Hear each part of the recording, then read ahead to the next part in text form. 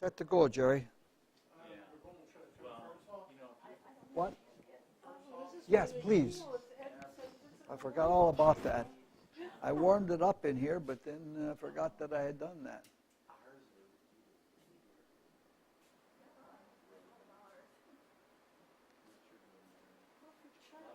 What? It's a perfect chart for her. Yes, it is. Wow. I'm totally impressed.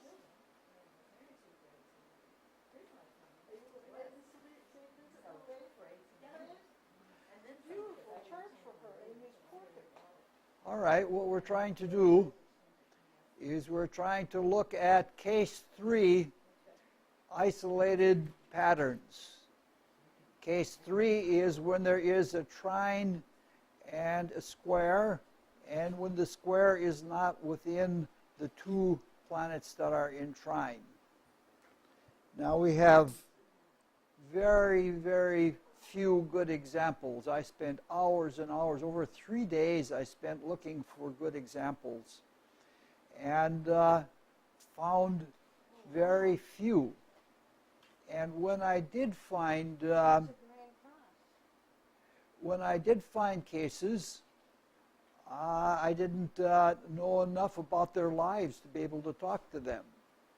So good examples are rare, and so we'll have to squeeze out what we can out of all of these horoscopes.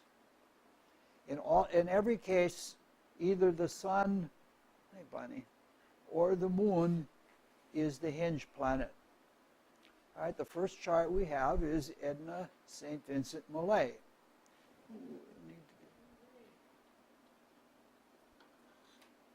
And what we're looking at is this trine of Uranus to the sun, and the sun being also sextile to Pluto and Neptune.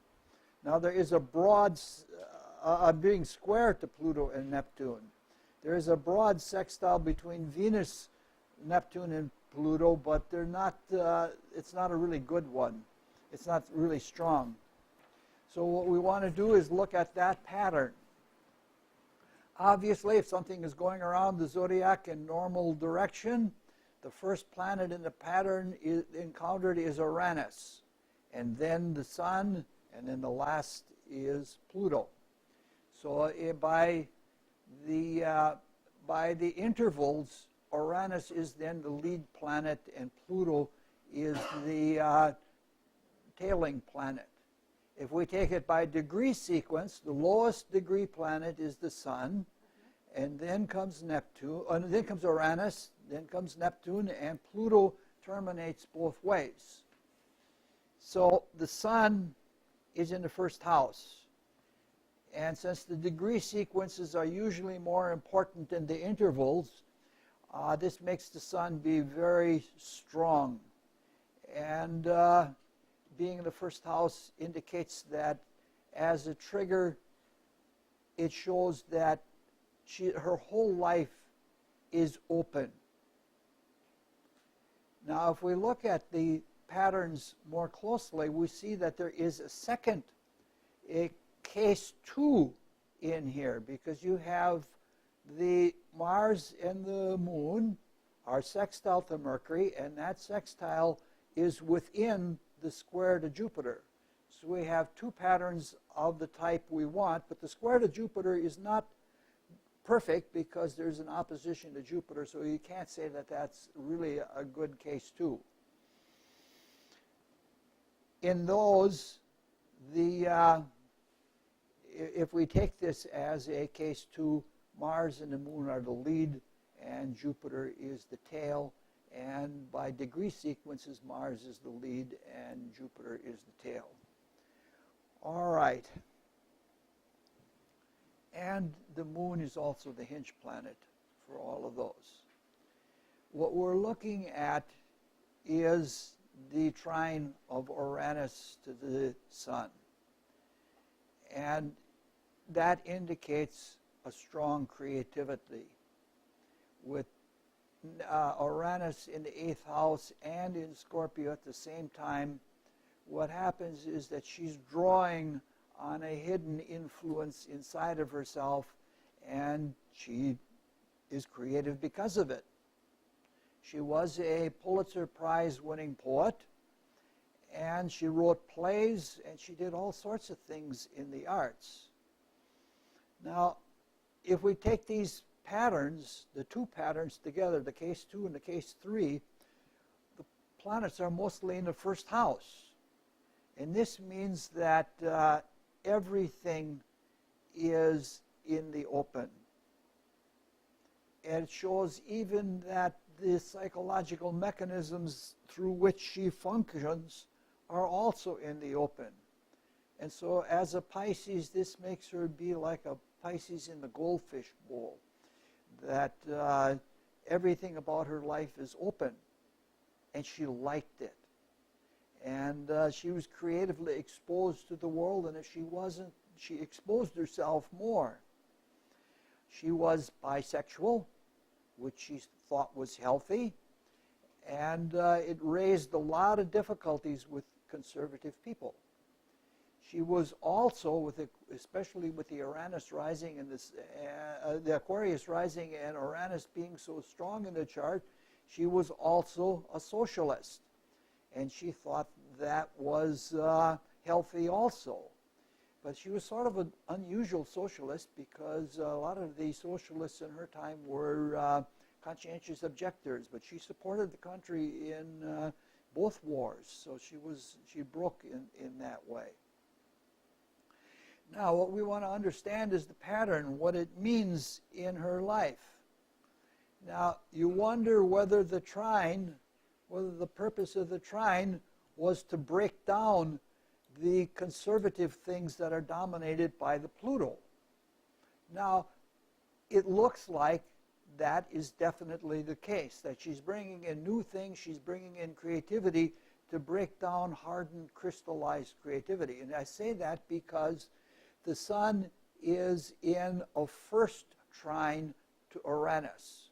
If the Sun were on the other side, it wouldn't be a constructive or it wouldn't be a building trine. And the Sun is in a destructive square to Neptune and Pluto, so this is exactly what it seems like her life was supposed to be. Her life was supposed to be breaking down things that were hardened and way over conservative or something like that. The other part of it, because it's a little unusual, because Pisces is normally a very humble sign, but the Jupiter square Mars and the Moon shows an enormous pride, and it shows an emotional pride, that she poured it out in emotions. She was quick-witted and she was bright from the sextile, but she made exaggerated outpourings emotionally. So she had plenty of fame for her creativity, and she had plenty of fame, as people do who can deliver to the world with sauce. They get it. It's like that. So she was very much a person of her times, and she was popular in her own times because she represented something like the Moon conjoined Mars, which made her famous. She represented it because it was the jazz age, and she was like the perfect exponent of the jazz age. She was not very deep. The Saturn isn't very strong in the chart at all. Pluto would normally be deep, but that's blocked in the square with the Sun. So this is one part of one of her most famous poems, and it describes her perfectly. She says, "My candle burns at both ends. It will not last the night, but ah, my foes, and oh, my friends, it gives a lovely light." You know it. Yeah, I do for sure. Okay.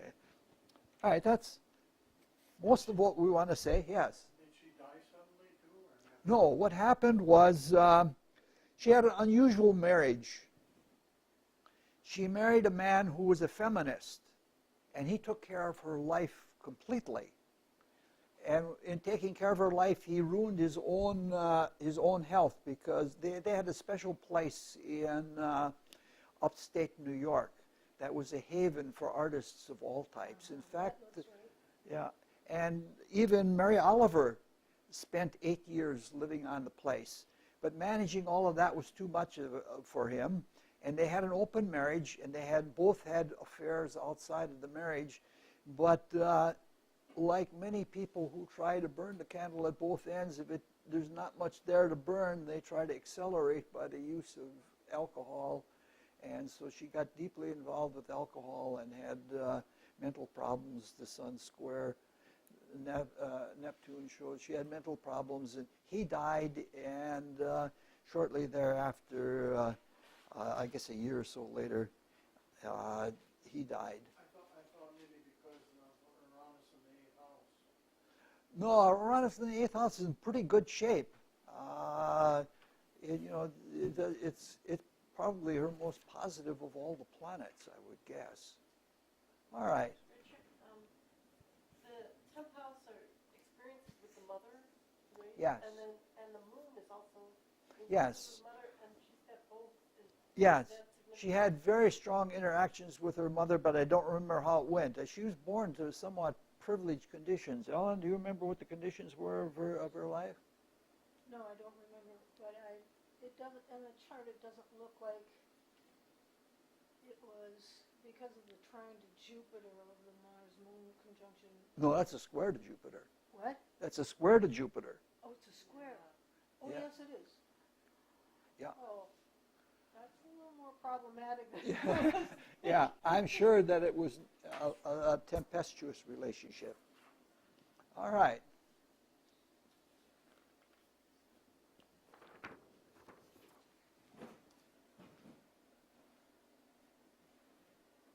Does everybody know who Casey Kasem is?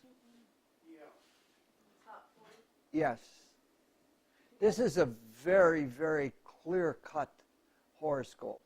We have Saturn and the Moon square to the Sun, and the Sun is trine to Neptune. So if you're going around the zodiac, the lead planet is Saturn, and the tailing planet is Neptune. But if you're going by degree sequence, the lead planet is again Saturn, and then the tailing planet, the last planet in the degree sequence is the Sun. Everything else outside of this pattern aspects is connected by aspect with something else. Jupiter is trine to Mercury.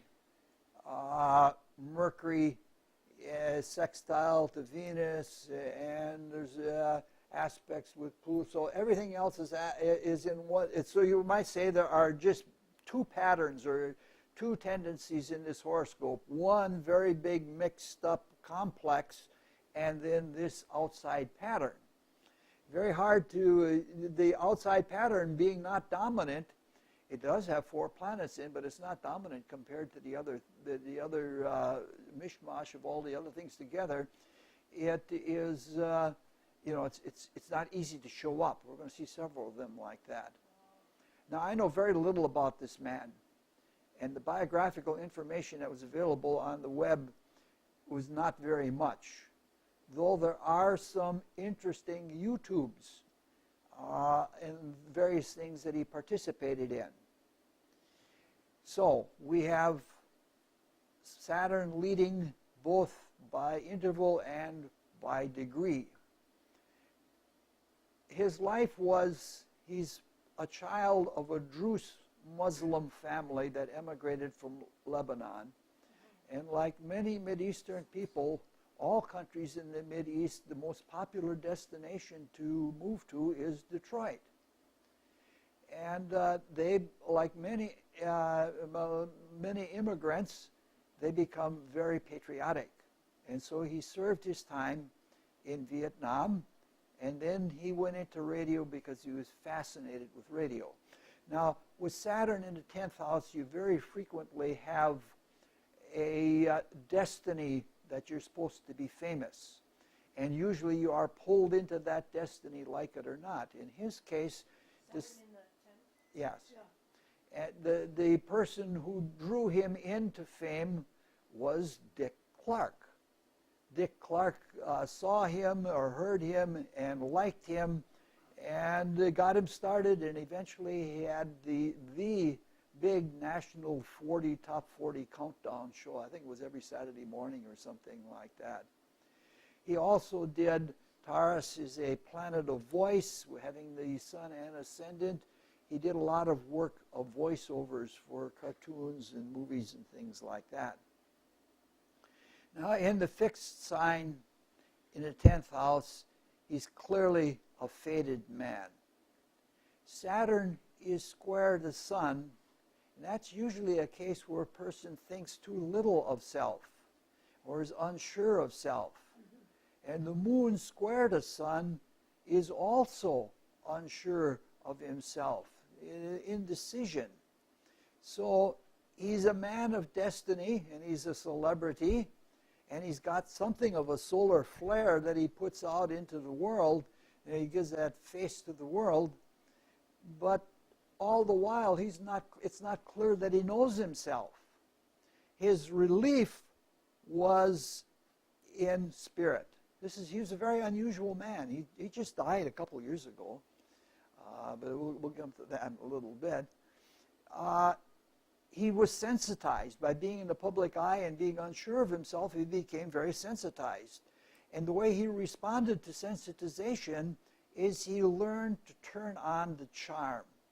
He learned to manipulate people by a pseudo-charisma of some type. So he was skilled at expression because he was sensitive and adept. And so when some people are skilled at expression, they make their whole life a matter of expression. So it won him fortune, but it's not clear that he was ever resolved. In his sensitivity, he was 80-some years old, 83 years old when he passed on, but in his sensitivity, he was a vegan vegetarian before anybody else, and he turned down big money for shows that he could have made if he hadn't been a vegan. And he was also ahead of his time in that he campaigned for much more positive images of Muslims in the media.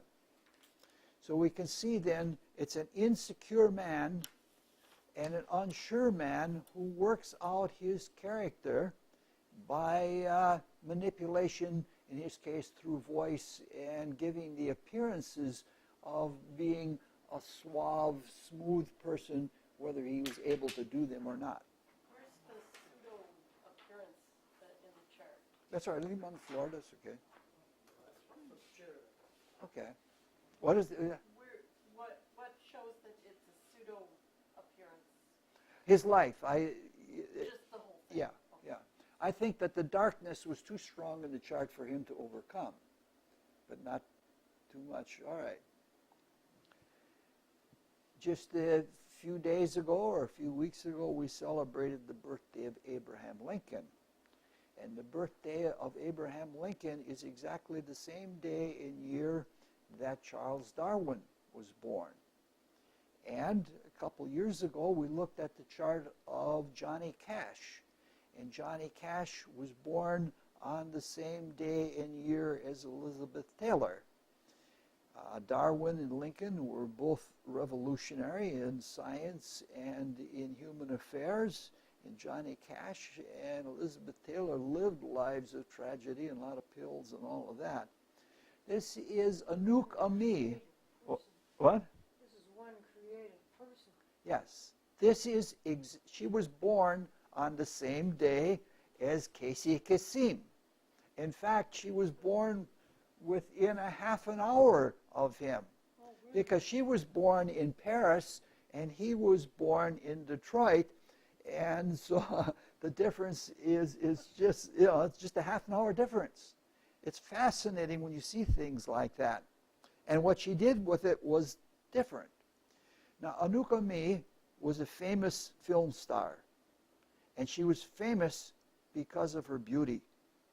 And some people actually even describe her beauty as being feline, like the eyebrows that made her look cat-like. She starred mostly in European films. She was made famous by Federico Fellini. She was a star in a movie called La Dolce Vita.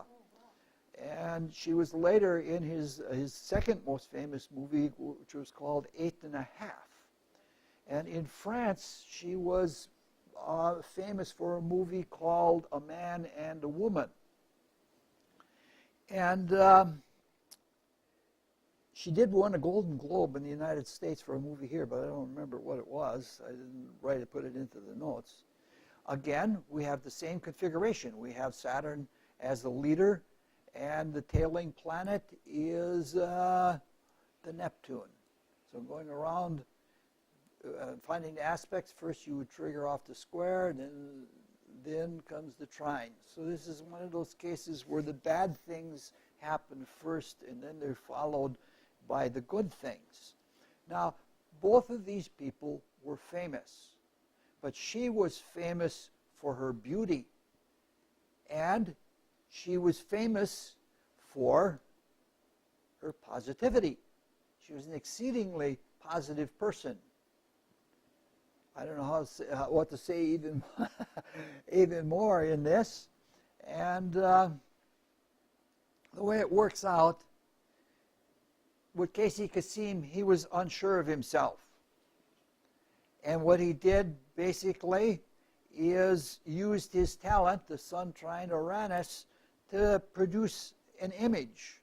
So, the Sun trine Neptune, I'm sorry, to produce an image and give the image to the world. The way it worked out for her, she was from an older culture. Europe is a much older culture, and one needn't be so secure or insecure about one's individuality or ego in the world. And so the square didn't strike her. It's almost the same hour of birth. The square didn't strike her as hard as it struck him. So she plays roles that have a sad flavor. And in them, there's some indecision that in the roles that she plays, but the sadness and the light touch of melancholy is the way that the square works out for her. And she was loved for that. You know, like everybody, if you're too buoyant and happy, that'll last for a little while. But somebody that perseveres in a sadness is a little bit more difficult. You know, it's something that stays with you. The Jupiter, with regard to Mercury, shows a lot of pride and dignity. All right.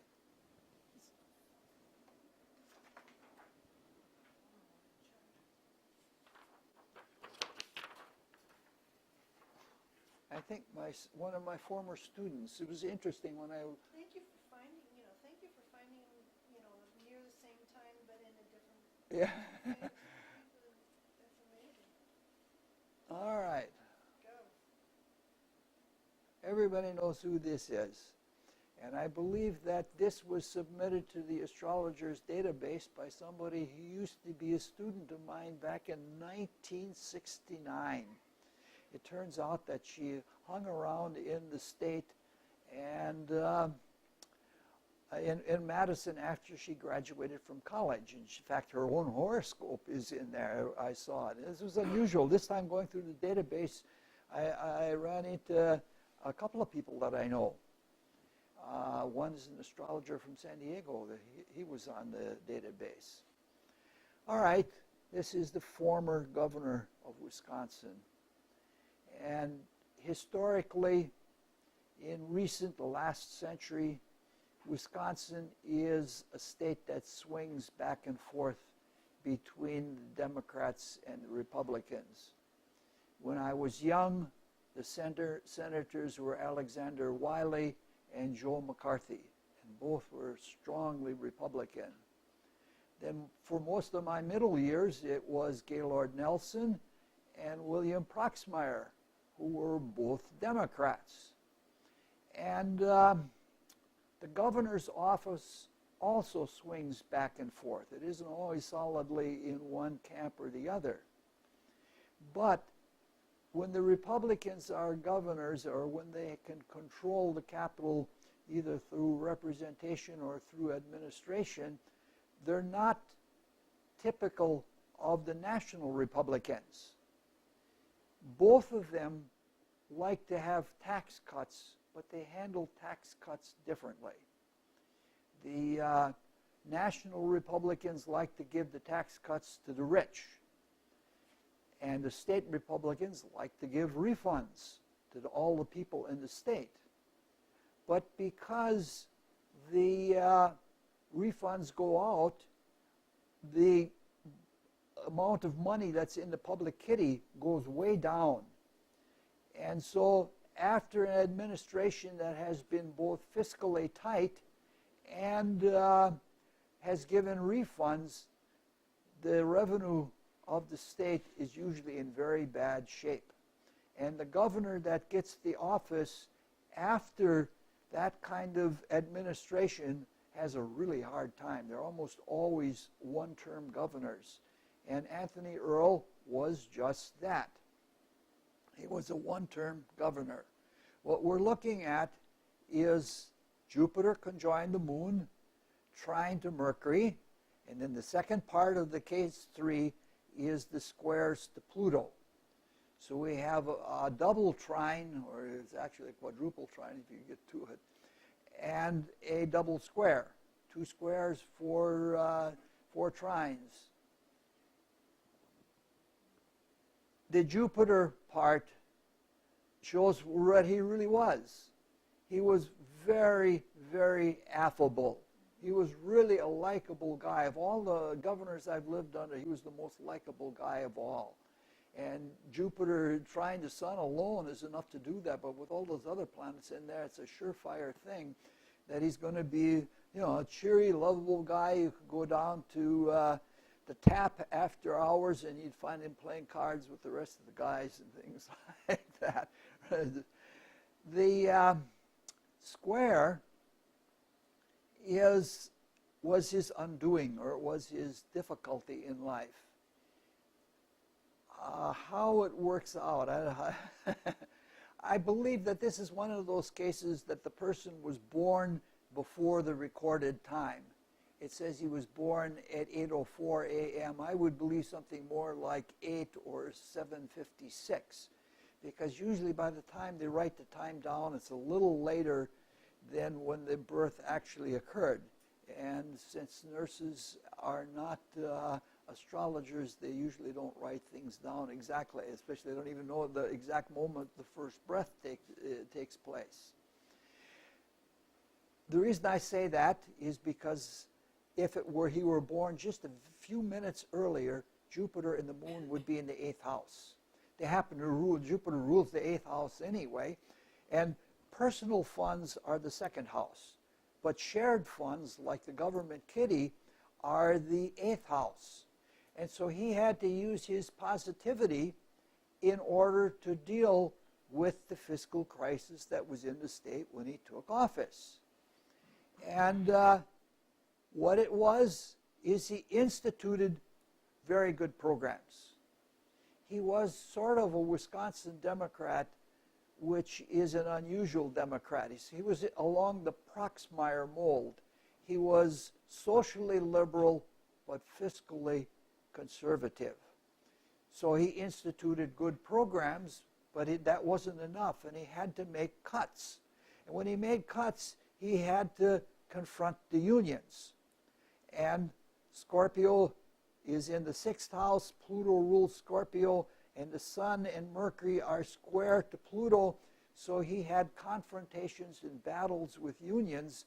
He brought the state through the crisis, but the unions were angry with him, and they didn't support him wholeheartedly for re-election, and so we had 3 terms of Tommy Thompson. But the union through Pluto and the 6th house. Pluto rules the 6th house, well, most of it. The middle. Yeah, yeah. And the way it works out, he later ran for Senate because he was still popular with the people, but he didn't make it there either, and he lost out to a plutocrat. He lost out to Herb Kohl. chief coal, the chief thing of, I at one time, they were going to water down the organic standards for what is organic and what isn't. And so I wrote to Herb Kohl and Russ Feingold. And at that time, Herb Kohl didn't even know how to deal with his email. He didn't know. He didn't know how to deal with anything. And Russ Feingold knew more about the issue than I did, and he wrote back and he told me all sorts of other things that are influenced by it all. And I thought, wow, this is the man. I hear that he's getting interested in coming back into politics again. Have you got a chart for Miss Feingold? No, I don't. I probably could get one. I'm going to try finding out He that was the only one information. who voted against the, right after 9/11. Yep, the only one that voted against it. And I agreed with some of his votes that all the Democrats disagreed with. When the man from Missouri was made Attorney General, what was his name? For George Bush? And yes, John Ashcroft. What? And Russ Feingold voted for him. And they said, what are you doing this for? And he said, you have to allow administrators to choose their own administrators. You know, after all, that's what an administration does. All right. And he always campaigned for finance reform. Yeah. All right. Oh, wow. Oh, wow. Yeah. This is. Well, we had a Democrat, so we have to put a. This is a rather puzzling horoscope. It's a very good, it's an unambiguous, isolated pattern. First, you have Jupiter in a very strong square to the moon. And the moon is trine to Venus in Pluto. And there's not even anything else close. So this is probably, in terms of mathematics, this is the most clear case 3 pattern that we're going to see. By the interval, Jupiter leads. By the degree sequence, Jupiter also leads. And in both, Pluto is behind. So you can say that the woes that come, or the woes or the character flaws that come from the square not only come first, they come first 2 ways, and the positive outcomes come the same. Behavior seems to be that she's famous, especially with Mars also in the 10th house, she's famous for blowing up and making exaggerated statements. That's the square part. Very clear. When she does so, Gemini's rising, and Mercury is in an extremely strong square to Uranus. She shoots from the hip. She doesn't care. She's going to say what she wants to say. And You mean opposition, not square. yeah, opposition. I'm sorry. Yeah, I have 2 tracks here. One observing and one talking. And when I get too much in one, I guess it must be bihemispherical or something like that. But at any rate, she's very, very outspoken and afraid to do anything. But she's not dumb. Because she has the opposition doesn't mean she's dumb. She's really quite intelligent. She is a lawyer, and she's done a lot of research, a lot of political research. In fact, at one time, she was even a researcher for Richard Nixon. There's that thing that we as human beings tend to do, is we tend to downplay the intelligence of people that don't agree with us, and that is not a thing at all. Not, She is intuitive. She looks in the sun. what? She is intuitive as she looks in the sun. Not especially.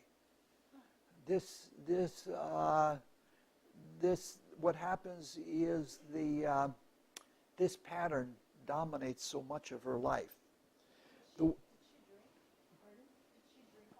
Not that I know of. She's still active to this day yet.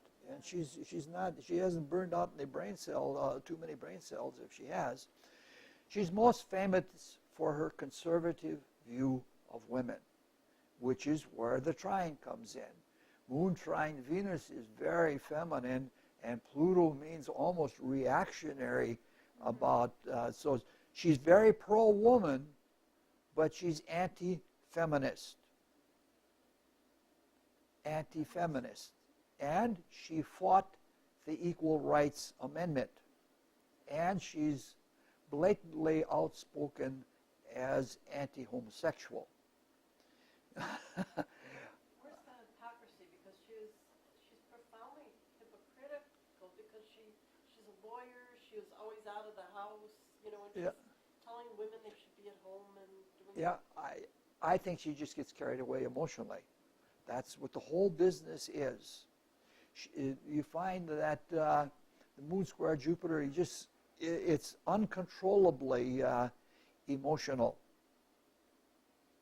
Now, she has a good feel emotionally for women, but she doesn't know who the adversary is. Adversaries are usually the seventh house. Like in games, the home team is usually the first house, and the open enemy or the adversary is the seventh house. So that's where Jupiter is, and with Jupiter square the moon, she gets all emotional, and she doesn't even know who the enemy is. In fact, I don't think she has any special or particular enemies. What about the idea that the Jupiter is expansive and that the enemy is the entire culture? That's possible, yes. It's sort of what I'm trying to get at. I'm trying to say that there isn't a boogeyman. And what she's talking about are what she thinks are ideas, but are basically extremely emotional outbursts. She's successful.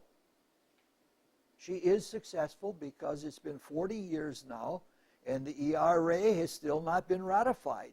In fact, in a few states, it's gone backward and it's been unratified.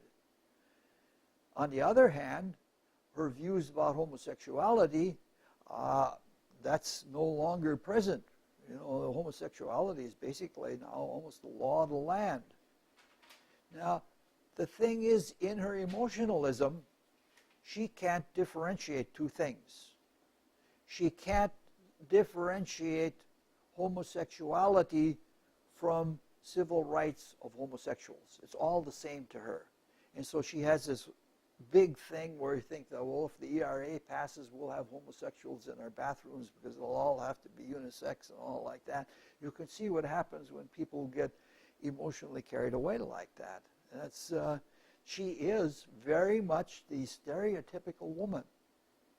She's conservative and she has the feminine feel for things, but women are stereotypically seen as being changeable and being also emotional that they can't handle things.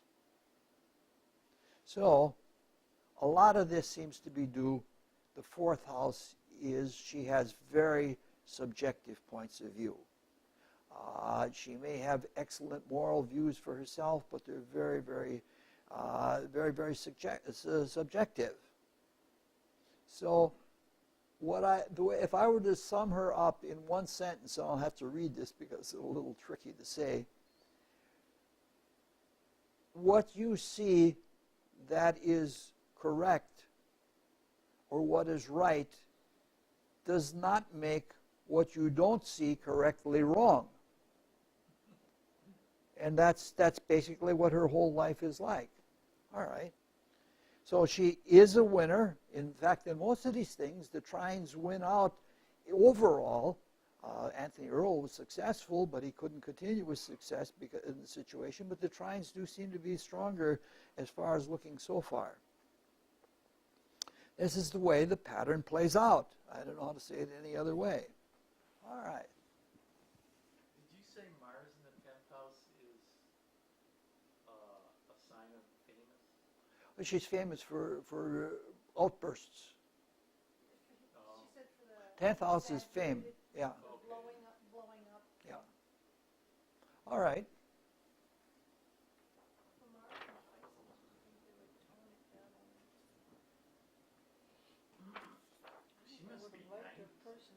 No, I think she may be about 86, 87, something like that.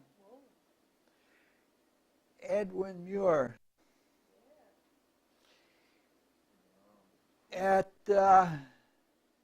this point in putting the notes together, I was having great trouble finding examples that were right and that I knew people that I knew biographically. This is close to being a good example of a case 3, except that all these planets down here in their revolving conjunction, which even takes in Pluto, loosens things up too much. Even it brings in the Mars effect and brings in the Pluto effect, that it isn't really a good example. But fortunately, his life is a good example of it. The horoscope is interesting in that we have a double interception, which means double twinned houses. And this is because he was born in the Orcas Islands in northern Scotland. And the consciousness is very much case 3. Jupiter is trine the moon. And the moon is square to the Neptune conjoined the sun. The other things get dragged in and they mess it up or they loosen it up a bit. But that's what we're looking at. The moon is the hinge planet, and it deeply influenced his entire life, the moon. His childhood was the most influential part of his life, strongly influential. With the moon in the first house, that's what you would expect. And the trine was manifest first. When he grew up on one farm after another after another. It's very hard to farm when you're in that north of a latitude. And it's one of those cases where an old family was going down. So they couldn't afford to live on one farm, so they moved to another, and then they moved to another, and then they moved to another. But for him, being on the farm, he was close to nature and was idyllic. And he described his life until his teenage. He describes it like living back in Europe 200 years before, because everything was very primitive, and you were close to nature, and you were close to the cycle of the seasons with farming and everything like that. And it was idyllic for him. When he got to be 14, they lost the farm. They kept going to smaller and smaller farms, and they couldn't keep up. And then they had to move to Glasgow. And moving to Glasgow was like the square. It was like going into hell. He describes it literally as hell. He would bring in he would even say that Mars and Neptune were like that. And the 8th house is loss. And so loss plays a very big part in his life. When he was about 14 years old and they were living in Glasgow, he lost both parents and 2 brothers. And he was forced to do menial jobs. He had to take clerical jobs, or even had to do factory work, piecemeal kind of piecework, factory work. And he did that for many years until he met his wife. And he said, the best thing that ever happened in my life was my wife, and that brought out the trine of the moon to Jupiter. So with her, he eventually, they moved to London. Right after they got married, they moved to London and they began a literary life. They did a lot of translations. Both of them wrote. Of course, he wrote beautiful, beautiful poetry. And Ila's going to read some of John Muir's poetry right now. I did bring the book. What? I did bring the book last time. Well, just pick out 2 or 3 of your favorites. You called him John? Yeah, Edwin Muir, I'm sorry. So you said wife, okay, 7th house. 7th house is ruled by the moon, and the moon is trine to Jupiter. Where do you see that? You said Mars Well, they're drawn in by the revolving conjunction.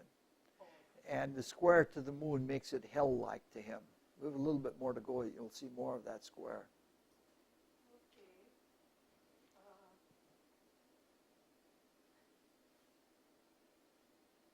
This is called Telemachus Remembers. That's the son of Penelope and Odysseus, yeah.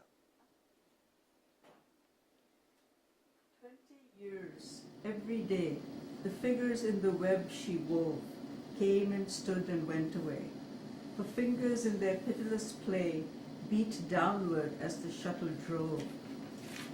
Slowly, slowly did they come, with horse and chariot, spear and bow. Half-finished heroes, sad and mum, came slowly to the shuttle's hum. Time itself was not so slow. And what at last was there to see? A horse's head, a trunkless man, mere odds and ends about to be, and the thin line of augury where through the web the shuttle ran. How could she bear the mounting load, dare once again her ghosts to rouse? Far away Odysseus trod the treadmill of the turning road that did not bring him to his house. The weary loom, the task grown sick from moon to night, from year to year. The treadle's boom made a low thunder in the room. The woven phantoms mazed her sight. If she had pushed it to the end, followed the shuttle's cunning song, so far she had no thought to rend in time the web from end to end. She would have worked a matchless wrong.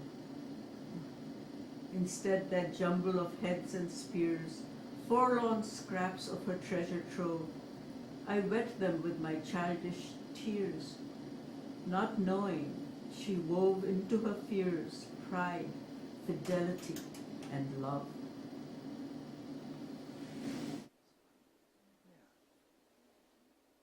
So he liked freedom a lot. Yeah.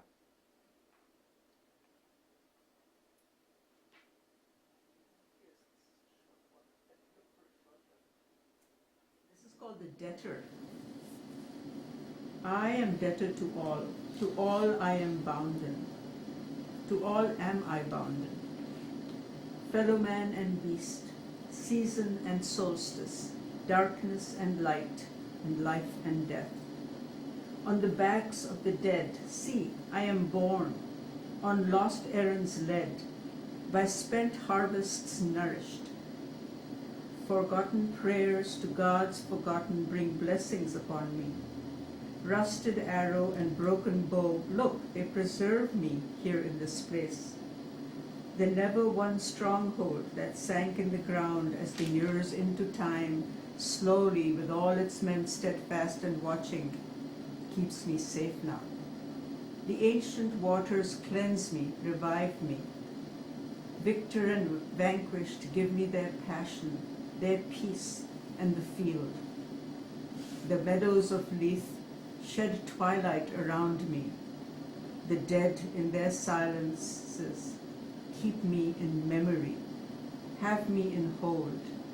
To all I am bounden. Okay. All right. The eighth house hit with a Jupiter in it. He said he had a lot of loss, but Jupiter is very positive.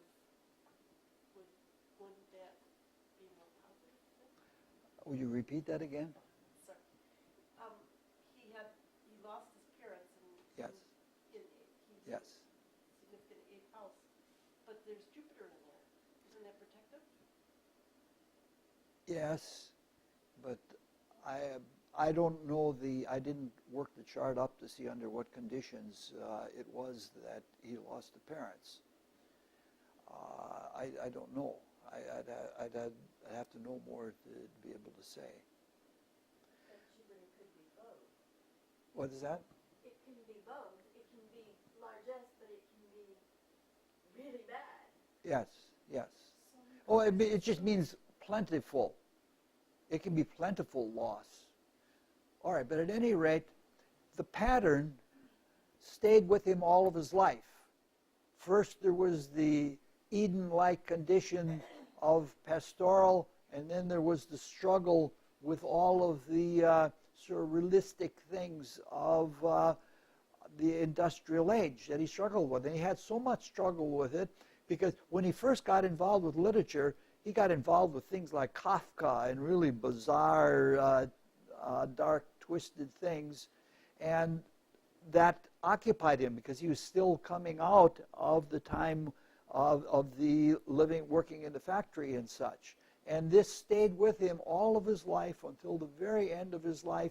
And he went to Jungian analysis. And in the analysis, he was able to, I don't know how to say it, he was able to get a bigger picture. And with the bigger picture, he was able to resolve the hell-like conditions within the big picture of things. Almost the idea that you have to have some darkness in you because of all of our past human history, but you can regenerate that, which is what the Jupiter in the 8th house means, and that's what he did. His whole life was, after, toward the latter part of his life, it was a regenerate life, even though he carried around the darker memories of the early period of it. Okay.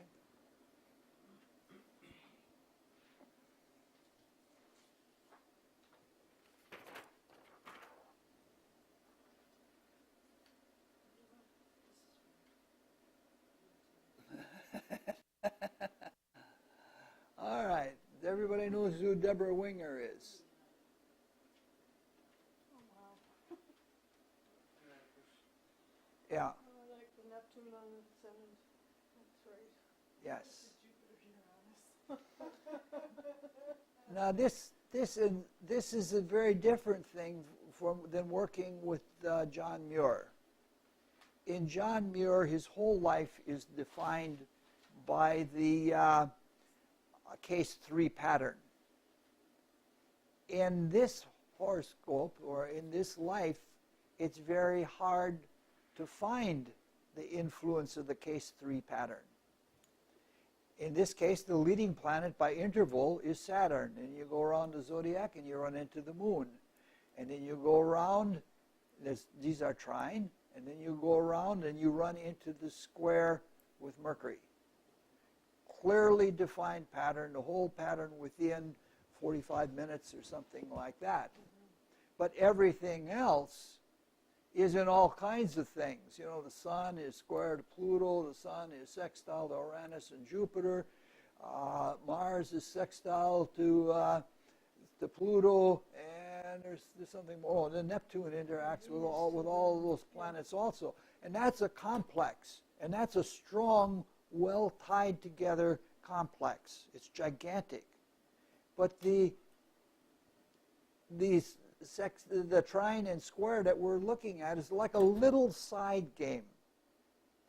It's sort of like a byproduct of the big pattern. She has Neptune rising, so she's sensitive. And it's trine to Mars, so it's a fervency that she has. And in that fervency, there is charisma. Mars trine Neptune is the big charisma aspect. And then Neptune squares the planets in the 9th house, so that there is a jarring struggle with her ideals, and sort of a manic struggling with her ideals. She, with this kind of manic intensity, she just throws herself into the roles that she takes.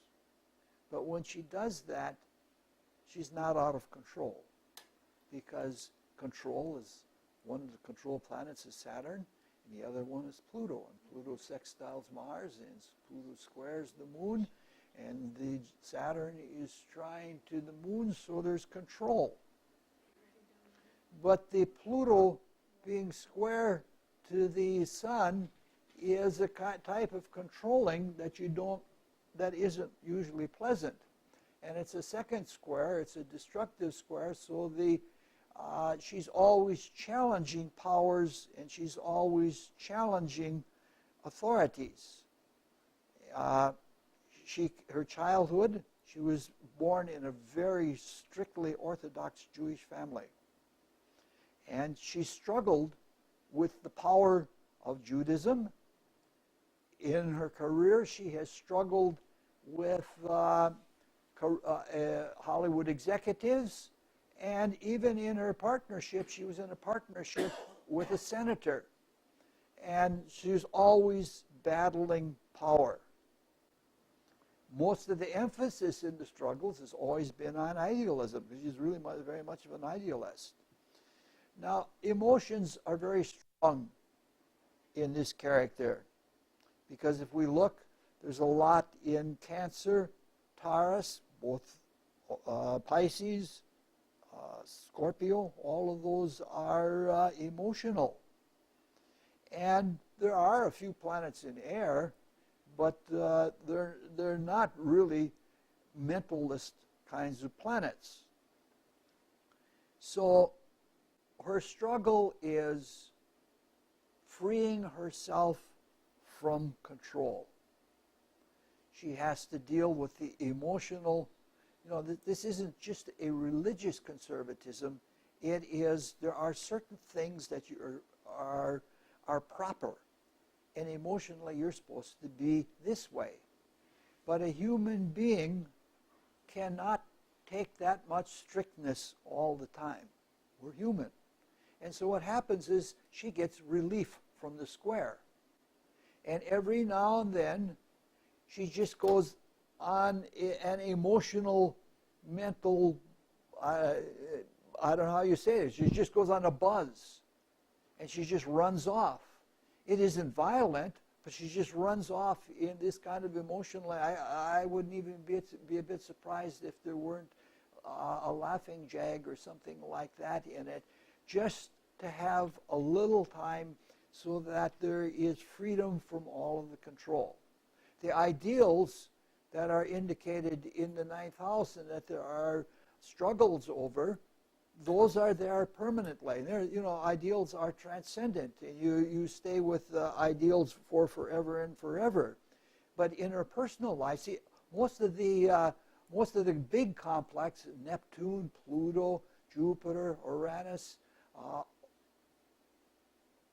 Sun, Venus is the only planet. Sun and Venus are the only ones that are personal.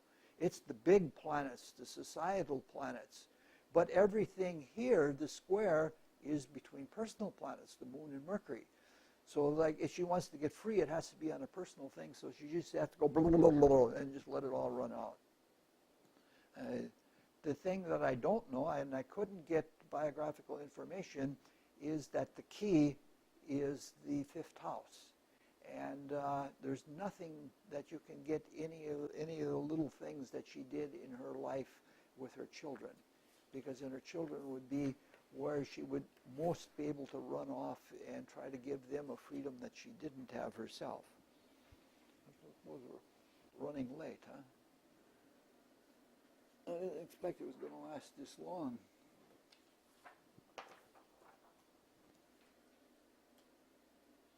Oh, wow. You know the time? Oh, look at that. Yes. Not truly. This is a traditional horoscope, and it's a traditional horoscope that has been around for hundreds of years. And it wasn't by name. The way the story goes is that some European astrologers saw that there was this time coming up when all of the planets were going to be so many planets were going to be in air signs, and this person thought it was meteorological.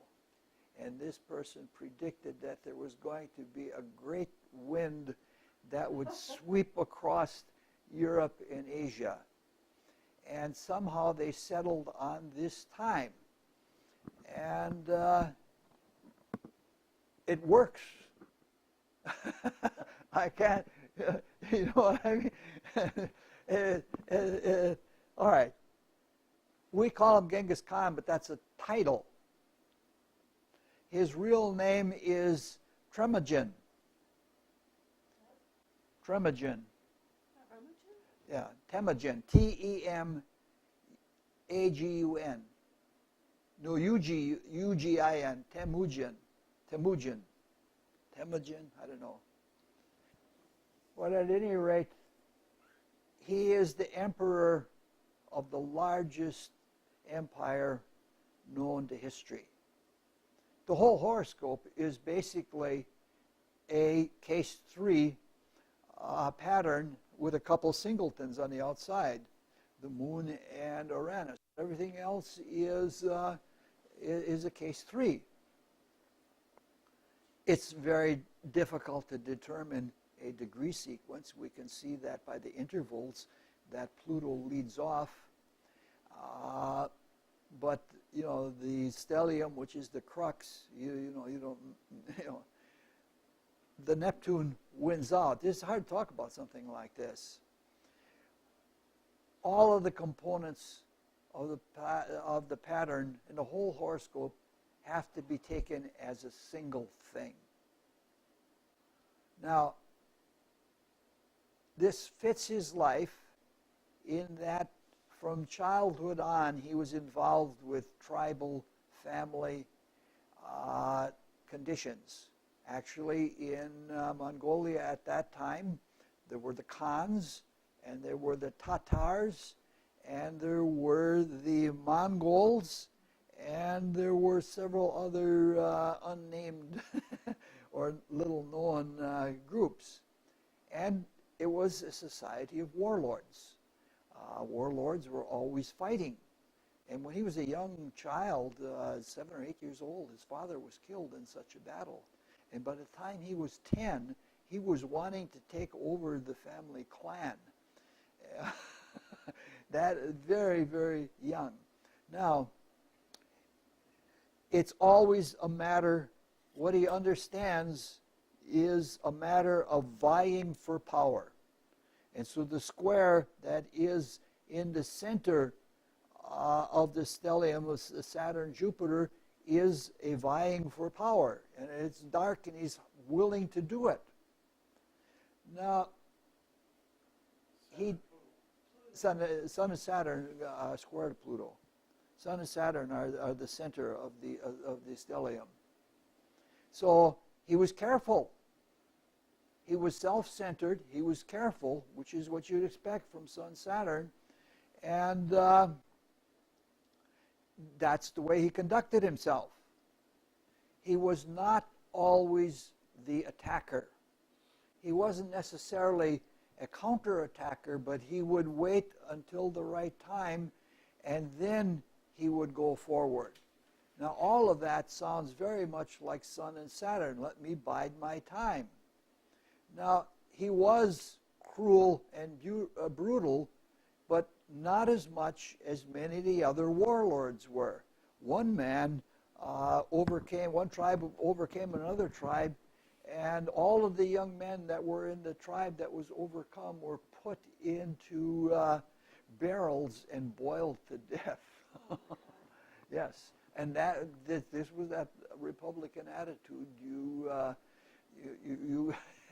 You get obedience out of them.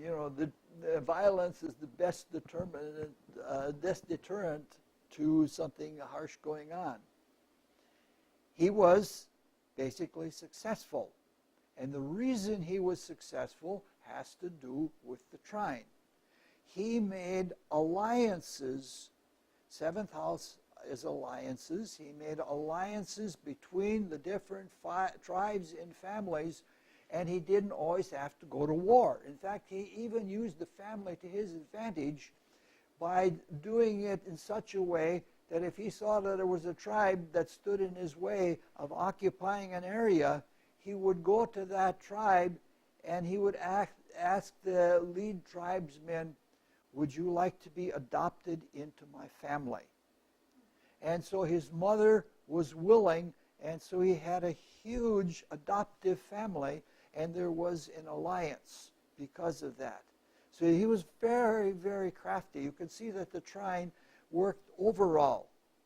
And on top of that, there had been other warlords that had been successful, but none nearly ever as successful as he was. And he did it by breaking with family conditions. That is, normally, if you overcame another tribe or another clan, you took somebody from your family to rule that other group, whether the person who was given the rulership was able to be a good ruler or not. What Genghis Khan did, he made a meritocracy. His very best and most faithful warriors were the people that were given positions of power, and it wasn't done exclusively by family. So you can see the whole knowing how to deal and work with family conditions and tribal conditions plays into it. I'm inclined to, in fact, even believe this chart, even though it's a historical chart. It fits the events of his life. Now, Question, Richard. yes. Somebody who was so worldly, power over the whole known world at the time, has no planets near the midheaven. Everything is below. That seems contradictory. Yeah, I don't know that. I can show you a lot of people who have very famous lives that do not have loaded 10th houses. I don't know. There are things about astrology that I don't know, and the chart doesn't make sense if you put everything in the 10th house. It doesn't come out the way it is. Now it's interesting in that he tried to establish spiritual values.